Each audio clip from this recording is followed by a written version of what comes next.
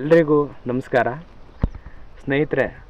ತಮ್ಮ ವ್ಯವಸಾಯಕ್ಕೆ ತಮ್ಮದೇ ಆದಂತಹ ಒಂದು ಯೋಜನೆಯ ಮುಖಾಂತರ ನೀರಾವರಿ ವ್ಯವಸ್ಥೆಯನ್ನು ಮಾಡ್ಕೊಂಡಿದ್ರು.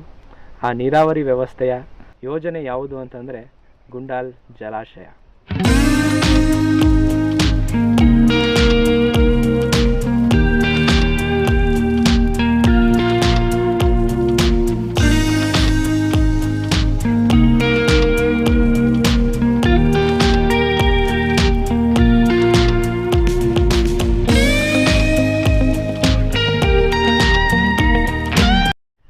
ಸ್ನೇಹಿತರೆ, ಈ ಗುಂಡಾಲ್ ಜಲಾಶಯ ಕೊಳ್ಳೇಗಾಲದಿಂದ ಕೇವಲ 15 ಕಿಲೋಮೀಟರ್ ದೂರದಲ್ಲಿ ಇರುವಂತಹ ಒಂದು ಜಲಾಶಯ. ನಾವು ಮಲೆಮಹದೇಶ್ವರ ಬೆಟ್ಟಕ್ಕೆ ಹೋಗುವಾಗ ಕೇವಲ 4 ಕಿಲೋಮೀಟರ್ನ ಅಂತರದಲ್ಲಿ ಈ ಜಲಾಶಯ ಇದೆ. ಆದರೆ ರಸ್ತೆ ವ್ಯವಸ್ಥೆ ಒಂದು ಸರಿ ಇಲ್ಲ. ಅದನ್ನು ಹೊರತುಪಡಿಸಿ ಜಲಾಶಯ ತುಂಬ ಅಚ್ಚುಕಟ್ಟಾಗಿದೆ, ಉತ್ತಮ ನಿರ್ವಹಣೆಯೊಂದಿಗೆ ನಡೀತಾ ಇದೆ. ಈಗಿನ ಸರ್ಕಾರ ಮತ್ತು ಇವತ್ತಿನ ಜನತೆ ಮಳೆ ನೀರಿನ ಕೊಯ್ಲು ಎನ್ನೋ ಕಾನ್ಸೆಪ್ಟನ್ನ ನಾವು ಪ್ರತಿಯೊಬ್ಬರೂ ಅಳವಡಿಸ್ಕೊತಾ ಇದ್ದೀವಿ. ಆ ನೀರನ್ನು ನಾವು ಮನೆಯಾದರೂ ತೋಟಗಾರಿಕೆಗಳಿಗೆ ನೀರನ್ನ ಬಳಸ್ಕೊತಾ ಇದ್ದೀವಿ.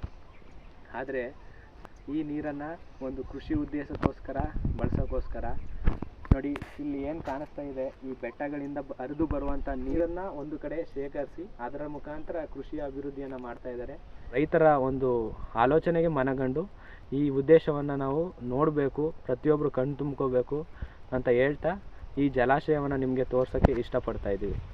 ನೀವು ನೋಡ್ತಾ ಇದ್ದೀರಾ, ಇದೇ ಗುಂಡಾಲ್ ಜಲಾಶಯ.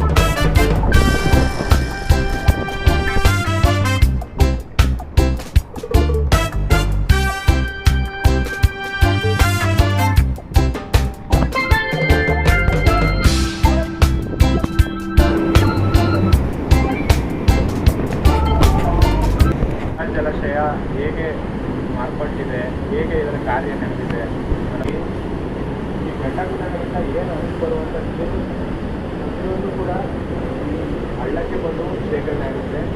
ಈ ಒಂದು ರಿಸರ್ವ್ ಏನಿದೆ, ರಿಸರ್ವ್ ನೀರನ್ನ ಇದು ನೀರನ್ನ ಕೃಷಿ ಉಪಯೋಗಿ ಕಾರ್ಯಗಳಿಗಾಗಿ ಕೆಳಗಡೆಯನ್ನು ಬಿಡ್ತಾ ಇದ್ದಾರೆ. ಸೊ ಅದಕ್ಕೋಸ್ಕರನೇ ಅಂತ ಹೇಳಿ 2 ಮೇನ್ ಗೇಟ್ಗಳನ್ನ ಈ ಕಡೆ ಪ್ಲೇಸ್ ಮಾಡಿದ್ದಾರೆ, ಇನ್ನೊಂದು ಆ ಕಡೆ ಪ್ಲೇಸ್ ಮಾಡಿದ್ದಾರೆ. ಸೊ ಎರಡರಲ್ಲೂ ಕೂಡ ಇಲ್ಲಿ ನೀರನ್ನ ಬಿಡೋಕ್ಕೆ ಅಂತೇಳಿ 2 ಘಟಕಗಳನ್ನ ಈ ಘಟಕಗಳ ಮುಖಾಂತರ ನೀರು ಹೊರಗಡೆ ಹರಿದುಕೊಳ್ಳುತ್ತೆ. ಇದು ಗುಂಡಾಲ್ ಜಲಾಶಯ. ಗುಂಡಾಲ್ ಜಲಾಶಯ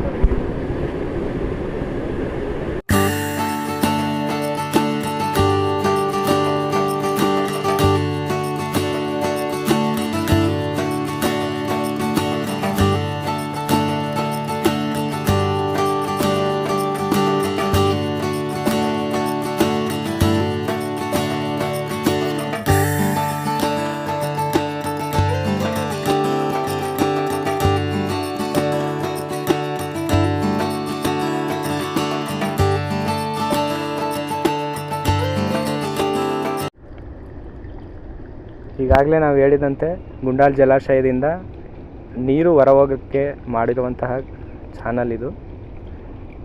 ಇದರ ಮುಖಾಂತರ ನೀರಿನ ಹೊರ ಹರಿವನ್ನು ಹರಿಸಲಾಗುತ್ತದೆ.